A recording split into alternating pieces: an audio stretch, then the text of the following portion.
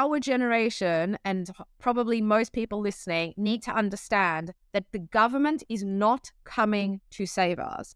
There is not going to be a huge pension when we retire. What you have is what you'll have.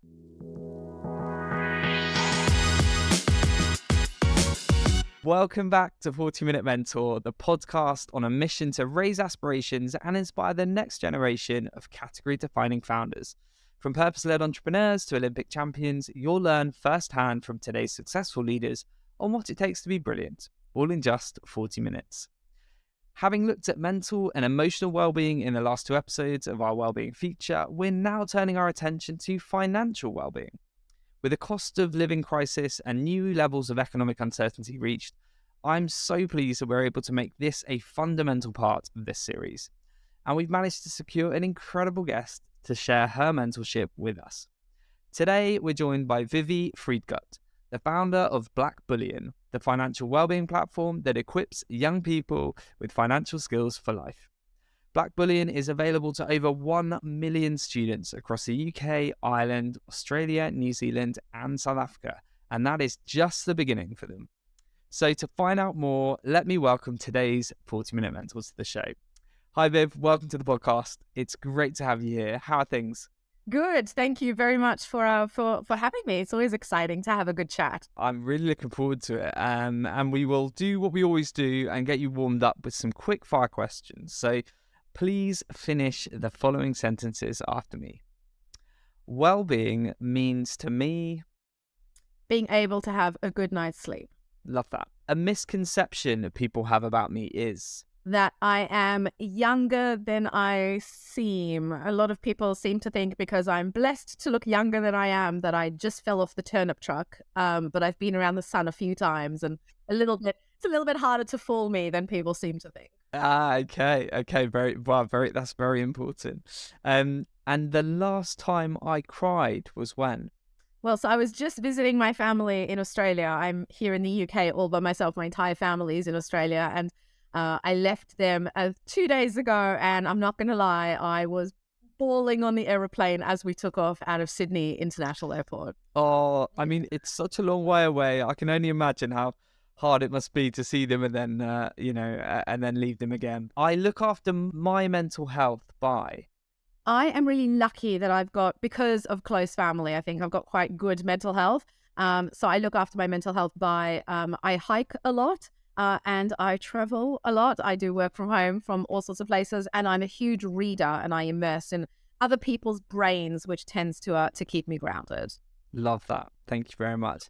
And if there was one thing that I could change about entrepreneurship, it would be...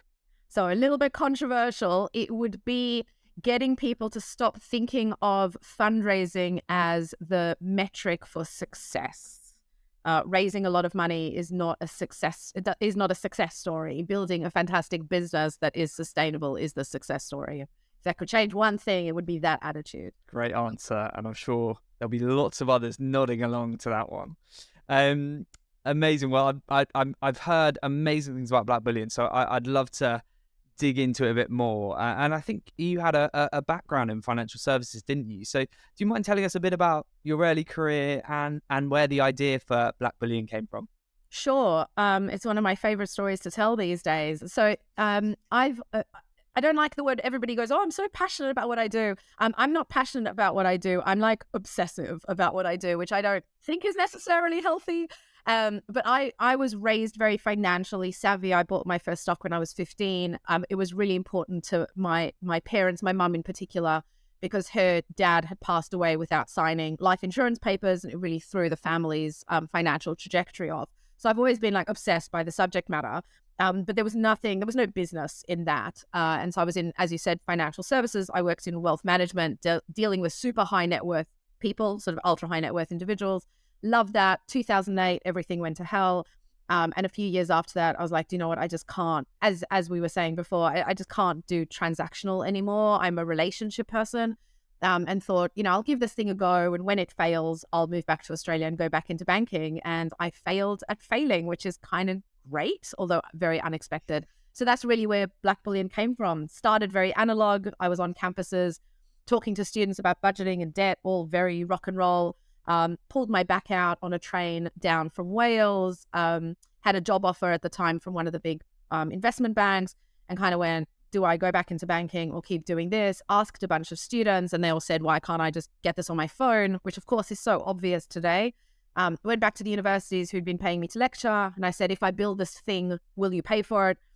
Three of them said yes. I said, can you pay now? And I'll deliver in time for September, which I didn't know you're not supposed to do. And they said yes. And so went to an agency, built the first platform, which was terrible. And 5 years later, here we are as kind of the nationally recognized leader in our space, which is awesome. Incredible. What a journey. And so that was back in 2014 that you launched Blackbullion. So how has that platform evolved? You very, honestly said it wasn't maybe all that in the beginning compared to what it is today. So tell us a bit about the evolution of the platform. Yeah, it was terrible at the beginning. I think it's really important for founders to be honest about the early days. Too many people tell the story about how everything was brilliant from day one, and it's not. And Reid Hoffman, of course, the founder of LinkedIn, has a very famous expression where he says, if you're not embarrassed of your first version, you launched late. I'm mortified of our first version. It was terrible. So we launched as a technology solution in about 2016, 2017. So those first few years were analog. But the platform in the early days represented what e-learning was at the time. It was hour-long videos, which today is like insane. It was quite boring. It was slow. It was waffly. Today, TikTok has really changed people's attention spans, for better or worse. I think worse. Our analytics is a hell of a lot better. We work with universities, and so we service them as well. So the platform evolution has gone from 1 to 60. We've still got to get to 100 and 200 and 300, but I don't recognize the first platform. It was so bad.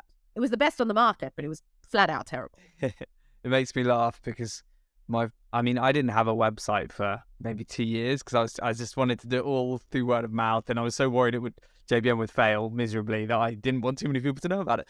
And then when we built it, the first website, it was so dreadful. When I look back now, actually the first 2 websites were pretty dreadful.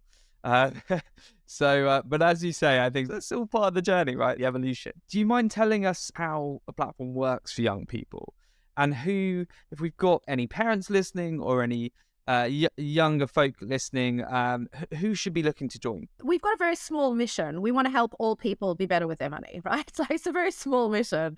So the way we work with students is we work primarily with the gatekeepers to students. Students are not only difficult to reach.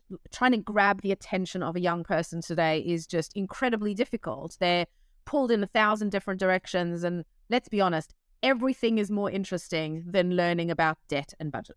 Like, these are not sexy topics, but they are crucial. And people do, especially young people, they do want to get their finances sorted. They're very sorted on wanting to be financially sorted, but you do have to kind of push them into doing it. So we work with the gatekeepers, which are universities and colleges, who then encourage their students or force their students under some conditions to engage with us and to do the learning. So it's like if you want to be an aeronautical engineer, you don't want to spend time doing basic maths. You want to build the wings of aircraft, but without maths, you can't do the aircraft. So we're kind of taking that approach.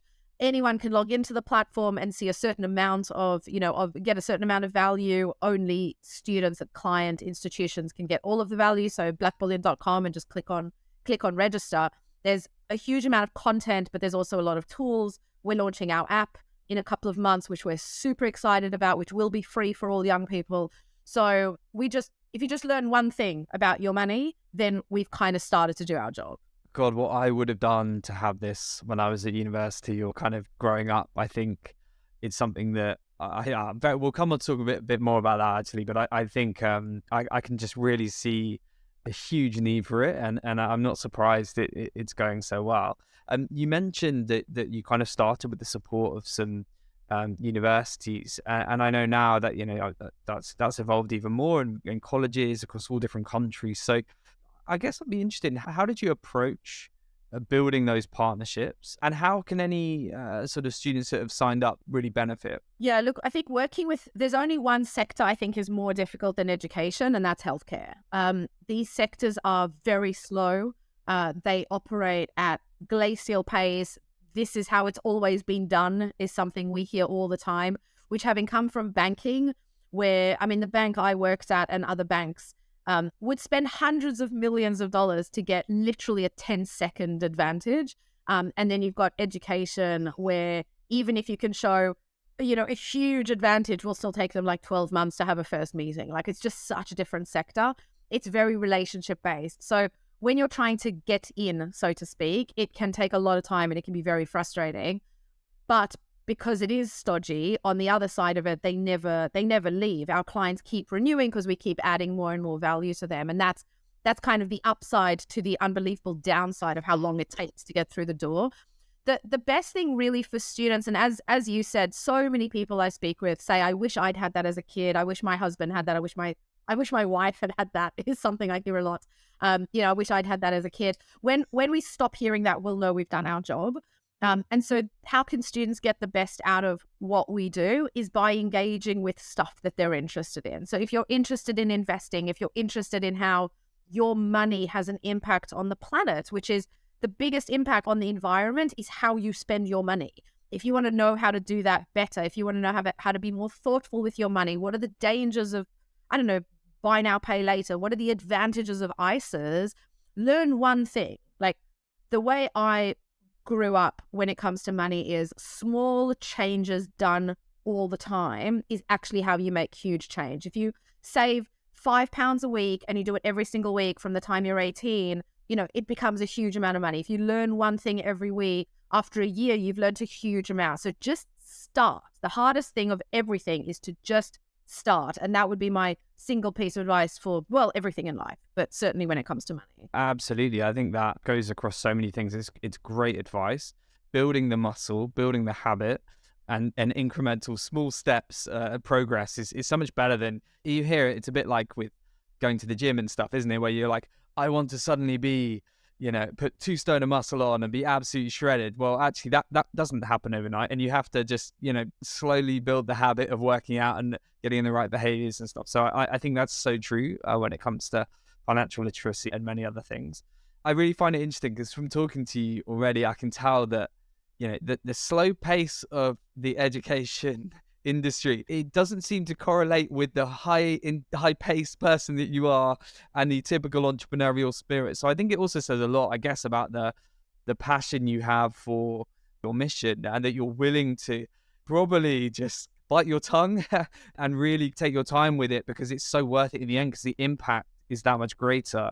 And I think there's a lesson in that probably for us all and for entrepreneurs. Sometimes it does take a bit of time and you have to stick to your guns and just really invest for the long term, albeit that's very difficult to do, isn't it? So I think I do feel that there are times, and I've been guilty of this perhaps as well, where you kind of just scrap something because you're not seeing the impact quick enough, or the change, or the results you want to, whereas sometimes it really is worth staying the course, isn't it? Yeah, 100%. And I think one of the challenges, especially as a first time, I started a business when I was 6, and then I started my second business when I was 8, but really I'm a first time founder, is knowing when to trust the process and knowing when the process is broken. And I find that's one of the toughest things that I face, especially because I'm a commercial founder. I'm not a product-based founder. So the question for me is always like, is this just one of those things that takes time, or is this actually taking time because it's not working? And Warren Buffett, who I just love all of his quotes, and he's got a quote which is, you can't get 9 women pregnant and get a baby in a month. Like, some things just take time. And I think it's just the best expression. And I think entrepreneurship is like that. Sometimes it's going to take 9 months, but sometimes it can be about, doing things and making it faster, and distinguishing between the two and not losing faith and hope. There's no dishonor in quitting something either. And balancing all of those things out is so difficult. Like, should I be quitting? Is it not the right time? Is it just taking time? Is it the process? Is the process broken? And there's no clear answer. So if you get a mentor who can help you, here's a pothole, that's great. But you never really know, because when you're doing new things and no one's done them before, by definition, you don't know. So it's hard. It's so true. I think mentorship is really helpful in that process, but it's not the silver bullet. And I think also that's where trusting your gut on a lot of things and and experience comes into play, isn't it? There's probably times where in the early days you'll scrap something you shouldn't have done, or you'll keep something going for too long and you end up regretting it. But it's all part of the journey. It's all part of the learning. And I think that's one of the great things about entrepreneurship, is that over time, you realize that every mistake is actually, there's a learnings to be taken from it. And as long as you have that great mindset, I think you don't need to beat yourself up too much when you make this. And I think those sort of mistakes become less over time. We're going to come on to talk about the cost of living crisis, which I think a lot of our audience will be really eager to hear your perspectives on. But I wanted to just talk a bit more. We've already kind of got in a bit to the kind of founder journey. And you mentioned that despite some very early entrepreneurial experiences, this is your first official, Blackbullion is your first official venture. So how have you found that entrepreneurial journey? Like, as a first-time founder, I am one too. Lots of people listening to this will probably be at the early start of that journey. What have been some of the best bits and the highlights along the way? This is a hell of a journey to be on. I'm constantly joking with people. They're like, I don't understand why people do drugs. Just start a business. Like, you'll have all the ups and downs that you could ever ask for by starting a business. Look, I love it. I think I'm permanently ruined for employment because I love doing this. I love creating an image, a business in what I'd like to think is the image of how I believe business should run, being ethical, being moral, being honest, treating your people well, building a really good culture. It's not a family, it's a team, but building a team where people love to come into work. And it sounds so cheesy. I overheard one of my colleagues a few days ago. I was out of eyesight, but within earshot. And I heard one of my colleagues say to one of the others going, I bloody love working here. And I was like, oh my God, like that makes me so happy. So, that's the upsides of it. It's really tough. It's relentless. And as I'm sure you have, especially in the early days where friends are like, oh my God, you're like your own boss, like you've got great work-life balance. And it's like, no, like there's no balance. Like it's just work, So it's a very different journey. But I think if you've got and this sounds really cheesy, but I honestly believe it, if you've got a burning passion to solve a problem or to address an issue, and you think that you're the right person to do it, not in an arrogant sense, although there's an element of that, then you kind of have to try. And if you fail, there's no, 80% of businesses fail in the first 12 months. There's no dishonor in failure. But I just think this is the most amazing journey, but it's exhausting and it's relentless. And I've lost friends over it and I've lost sleep over it. And that's the downside reality, but I wouldn't change any of that. Yeah, I relate so much to what you've said. And I think relentless is the word, to be honest with you. I think, you need to be relentless in your pursuit of success. You need to be relentless in your ability to be resilient. You need to be relentless in your pursuit of talent and product market fit. I love that quote, that there's no dishonor in quitting or failing. I think there's actually huge amounts you can learn from that. And I would definitely implore anyone listening to this, if you have a good idea, a validated idea, or one that you think you can validate, and I think also that can have a positive impact on the world. I think that's one of the things we really want to push on the podcast, a message that, yes, it's great just to create businesses for the sake of business. Like there's lots of learning into that, but I think there are existential challenges in the world right now that actually entrepreneurs can fix a lot of those problems. So I'm all for it. But I think there's also something to be said, and we talk about this sometimes here, that not everyone needs to be an entrepreneur and not everyone should be. And startup life is definitely not for everyone. As you say, like I have burnt out many, many times. Friendships have gone by the wayside, or I've not prioritized them. I really regret that. Family, I missed a lot of chunks of my daughter's life. I've rectified now because I realized I didn't have to commute to London 5 days a week and work 14 hours a day, which was kind of what I thought you had to do as an entrepreneur. We have an obligation on this podcast to tell the real story. And I think that's great to hear your description of it. You are working in a space, the fintech space, which is an incredibly hot industry, but it's one that's changing all the time. I'd love to hear your perspective on like what have been some of the biggest shifts that you've seen, and is there anything different that you would do now, like if you'd have started Blackbullion today? Oh my God, there's probably about a million things, but I don't actually regret any of the paths that we've taken. So it's kind of the irony. So the biggest shift we had is we were an ed tech company. For the first 4 years of our life, we were purely ed tech. One of the things that I was speaking about how founders operate, one of the ways that I've tried to build the business, and again, this helps being a little bit older because you don't drink the Kool-Aid, I think, quite as much as younger entrepreneurs.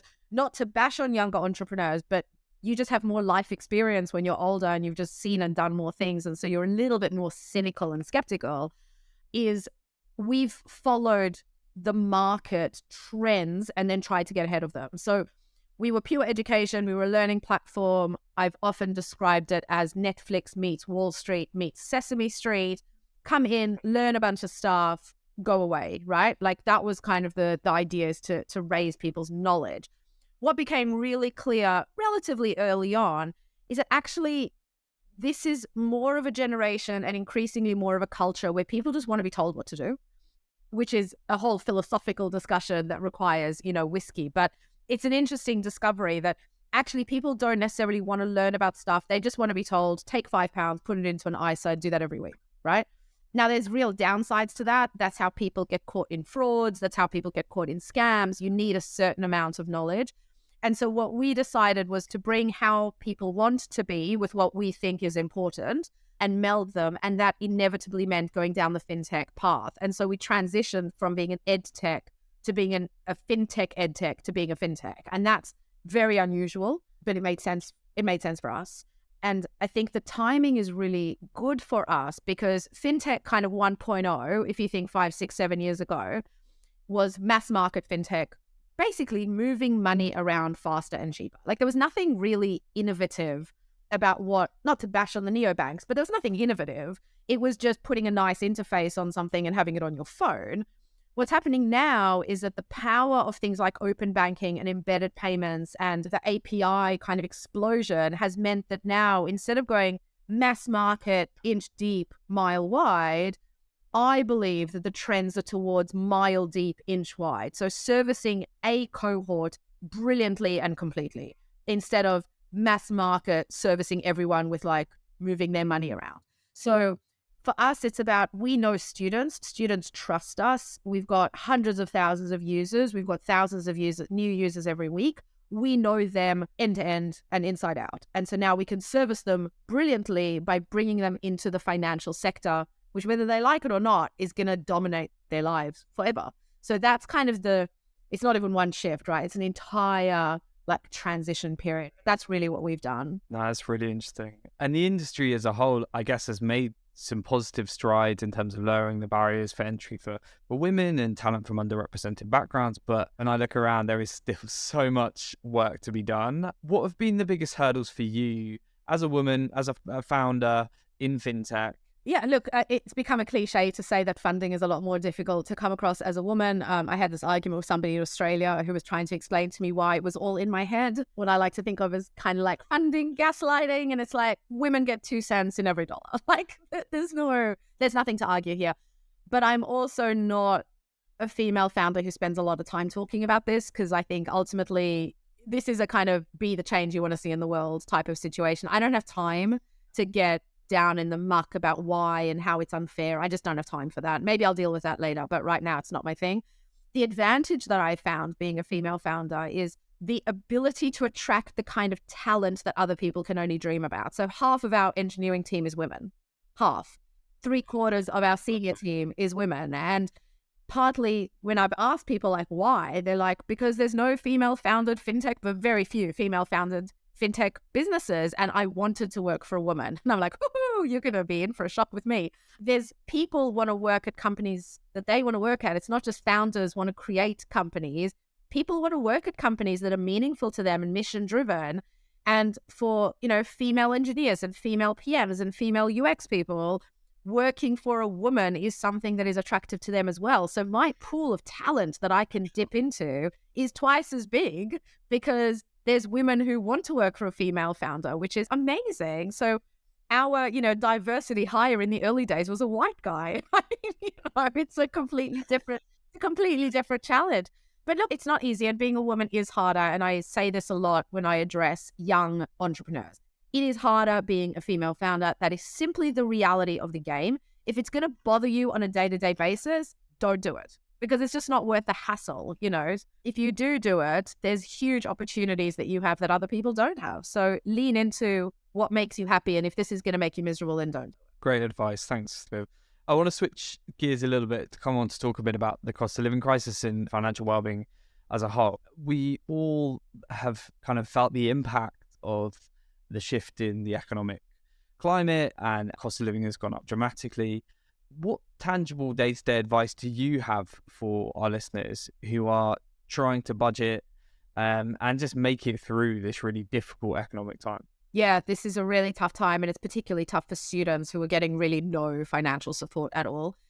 In terms of advice, there's all the usual stuff. Make sure that you know where your money's going. Budgeting is really boring. It's the most boring word in the English language, but if you can get it right, life becomes easier.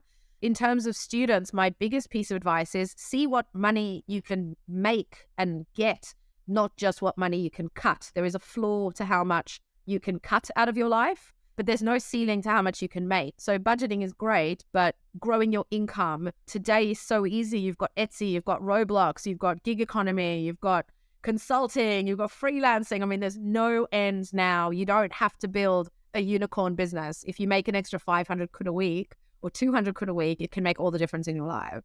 Very true. Great advice. There's lots of opportunity out there, and we've seen firsthand. I mean, we've built a sort of a business within JBM called SOS, which is all around playing into that gig economy where we, parachute talent into companies on an interim, fractional, or advisory basis. And it's the fastest growing part of our company, and actually perfect for founders right now who want to de-risk senior hiring or just need more greater flexibility in uncertain times. So I'm all for it, and we're seeing huge appetite from talent across all levels to kind of lean into that, even if it's just on the side from a day job, like a side hustle. Obviously, you mentioned about university students who have got a real rough deal at the moment, and we know that fees have skyrocketed. I think back to when I was at university, even since then, it's gone up dramatically. What advice do you have for any students that are listening to this, and parents perhaps that are listening to this who might be really concerned about that situation? What can they do? Yeah, so look, the cost of education has gone up. We do still have one of the best funding systems in the world. I know it's really controversial to say. When education is free, it becomes very difficult to maximize the number of people that go into education. We see this kind of all over the world. When education is super expensive, you cut out a lot of people, like in the US, where, it's only a third of people that go to university. So it's expensive to go to uni, but as we know, it's tied into your income when you graduate. It gets written off after 30, or soon to be 40 years.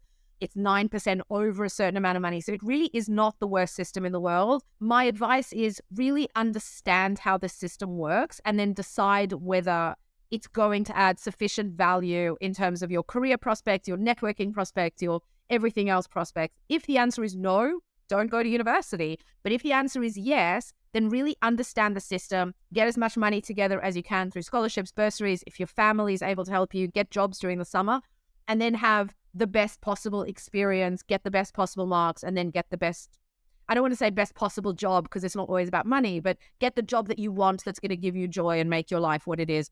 The debt is not American debt. If this was an American audience, we'd be having a very different conversation. Very true. Thank you. I guess you've been solving this for a large proportion of our society, but there's this big educational gap when it comes to financial well-being. And I think it's kind of one of those unsaid things for many years, that there's lots of people, there's lots of adults, lots of my friends, lots of people walking around that, really don't understand a lot of the important financial aspects of day-to-day life, and they're just kind of just going through the motions, but have never really learned that much. So, and that goes to simple things like managing a budget, mortgages, savings, all these sorts of things. How can that gap be narrowed? Because in this climate, more than ever, it's surely really, really important that we all start to take this more seriously and upskill in different ways. Again, I'm going to say something maybe a little bit unpopular, but if people don't understand financial concepts or don't understand finance, that's a little bit on people to take personal responsibility for learning it. 50 years ago, you didn't have access to the amount of knowledge and learning that we have today. The truth is today, everything that you want to learn is on YouTube for free, right? Like if you want to learn how to budget, you can type in how do I budget into YouTube and there'll be 100 million responses. There is a very clear and relatively simple playbook when it comes to money. Spend less than you make, save that money, have a pension, have the necessary insurance, invest when you can. That's it. That's the complexity of money, right? How you execute that becomes more difficult. And we can't pretend like there isn't a proportion of our society that simply doesn't have enough. And that's where government has to step in. That is our responsibility as a civilized society, is to look after our most vulnerable people. However, there are a lot of people, and that includes a lot of students, who mismanage their money as opposed to not having enough money. And so the first thing, as always, and I'm the personal responsibility girl, is to look at your money and to figure out which category you fall into, and then to make the appropriate moves there. It is getting more difficult. If energy is a quarter of your spending and rent is a third to a half of your spending, you're not going to have enough money. And that's a problem. And we have to bring energy prices down and things like that. But there is an awful lot of information out there. So we do our very best, but we can only lean out. People have to then lean in order to get that as well. We're doing our best, but we can't. What is it? You can lead a horse to water, you can't make a drink. Like, there is a certain element, of that as well. So I know it's a little bit unpopular, but it's the reality of the game. It's very fair, and I think we all have to take personal accountability and responsibility for a lot of this. But as you say, just like this podcast and many others, and there's so much out there. When there's a lot going on, you sometimes bury your head in the sand. It's a bit like with maths. I was dreadful at maths at school. I hated it. I stopped trying. I just thought this just isn't for me. I hate it. I much prefer English, history, philosophy, drama, like sport, anything but maths. Whereas actually, I think that there's now much more accessible ways of learning in a way that would probably engage me a lot more. So I just think sometimes it's about finding the medium that speaks to you, and maybe not letting past trauma around some of that stuff maybe get in the way of actually learning new things that can really make life easier. And I think I'm somebody that this exact topic, I am one of those people. I run a business, I own a house, but I actually don't have a really in-depth knowledge to the level that I think I should of some of these really core concepts. And that's something that I personally have made a thing on my list for this year to really work on, because I don't want my daughter to be like that. I want her to be really clued up. So I think talking about this in this context, I hope will help lots of others that might feel a similar way. Absolutely. I often think what I want to do for money is what Sex and the City did for sex. Like, I want people to be able to sit around with friends over drinks. If you think about pre-Sex and City days, right? Like, if I can sit with a girlfriend and say,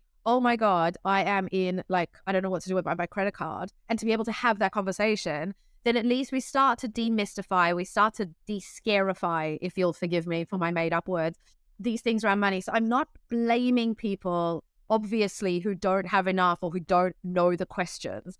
But the more people who are able to can manage, the more resource we have to help people who can't. And when there's too many people trying to get a hold of too little resource, we can't help the people who are most in need. And so for me, there's a real element of that. But a lot of people don't know the questions to ask, so you can't Google what you don't know you're asking. And that's what we're trying to do, is just give people the questions as much as possible.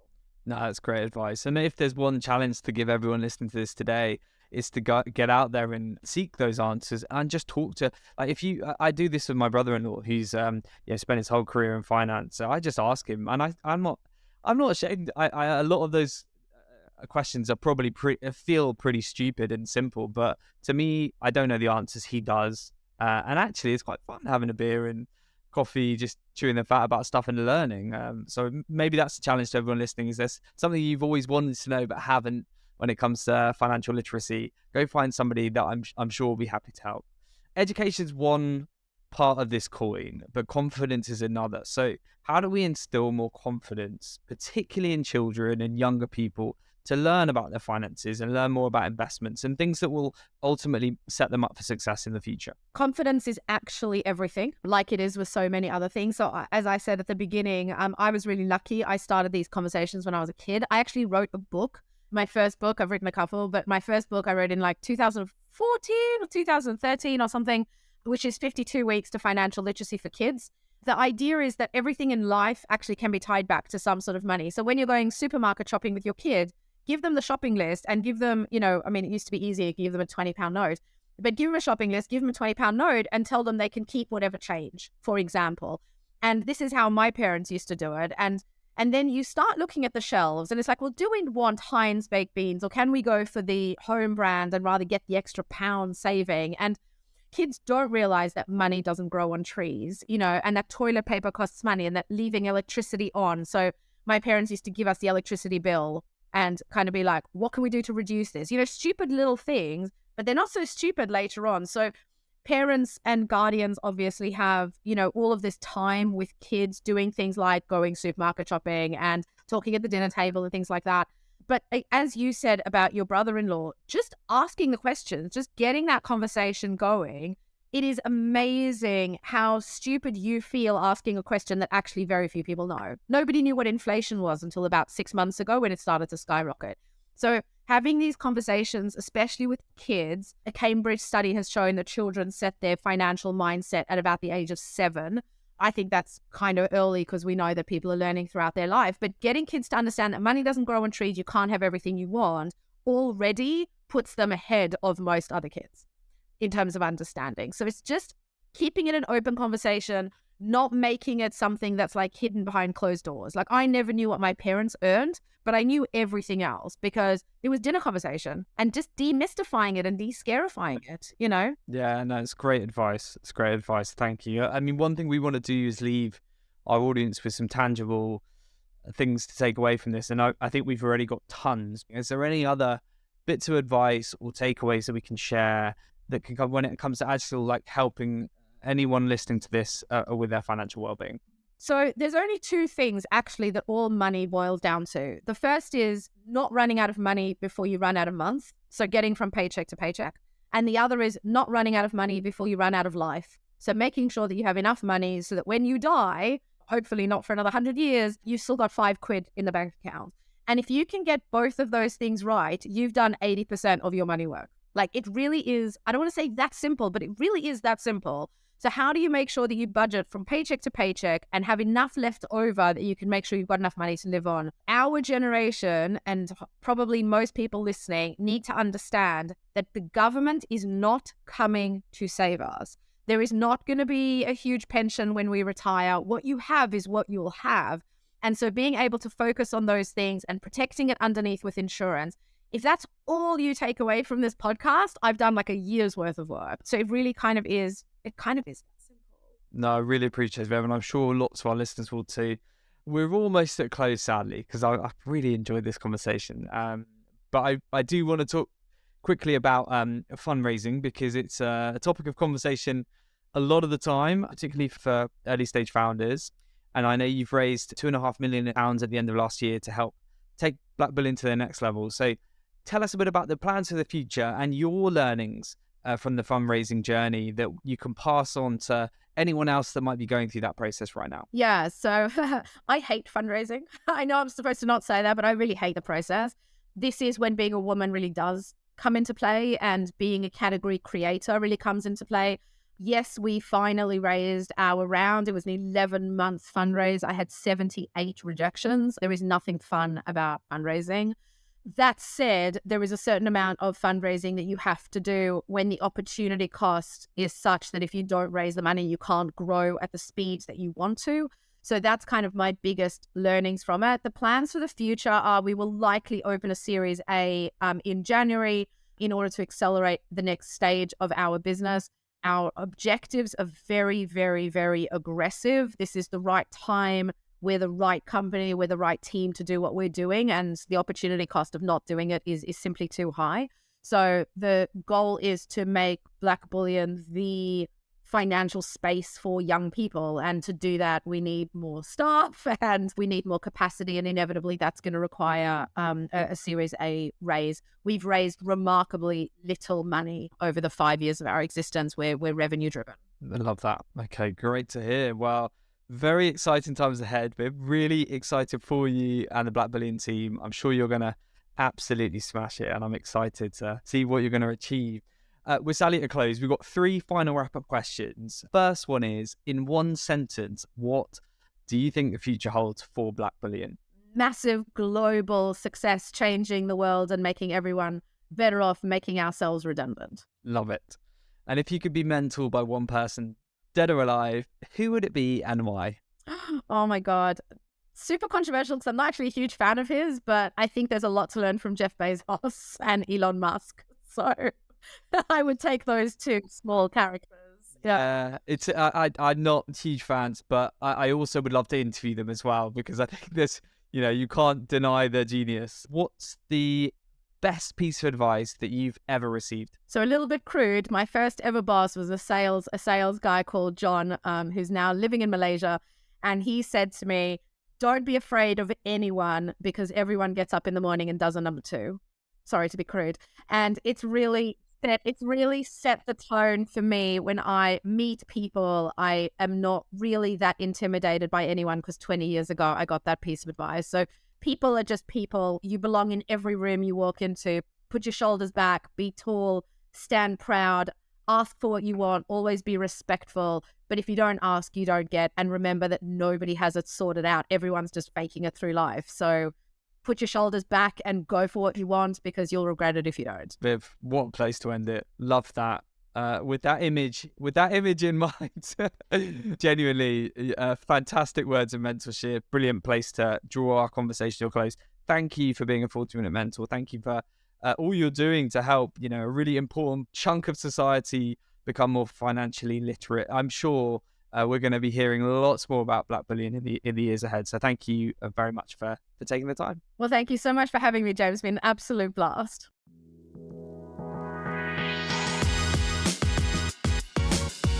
Thank you so much for tuning in today. Vivi was such a great guest to have in this feature episode. I absolutely love her mission with Blackbullion and really wish it existed when I was at university. Do make sure you check them out by following the link in the show notes. If you've enjoyed today's episode, we'd also really appreciate it if you could share it on social media. If you do, don't forget to tag @JBM on LinkedIn or @40Minute Mentor on Instagram. We really appreciate your support. And if you know anyone that would like to be a sponsor of 40-Minute Mentor, then please do reach out today. We're really looking for amazing partners for the next series and would love to talk to anyone that's interested. If that sounds like you or somebody you know, then please do drop our head of marketing, Hannah, a line on hannah@jbmc.co.uk. We know podcast sponsorship is still a fairly new concept. We'd love to chat to you about the various different packages we have on offer so we can create something that works best for you. That's everything from us today. Thank you so much for your ongoing support of this series, and I really hope we'll see you again next week for our final episode of this feature series.